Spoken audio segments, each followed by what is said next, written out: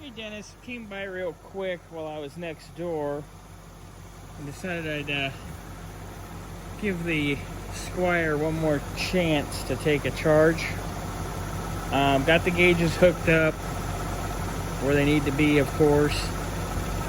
Got some R12 on my handy dandy can tap.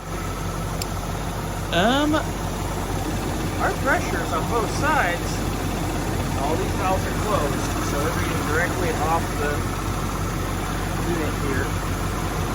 That's pretty equal. But as you can see, the compressor's turning. So I got a feeling that there's no compression in the compressor. So I think that compressor's Dunsky, fortunately. With that being the case, let me know what you want to do.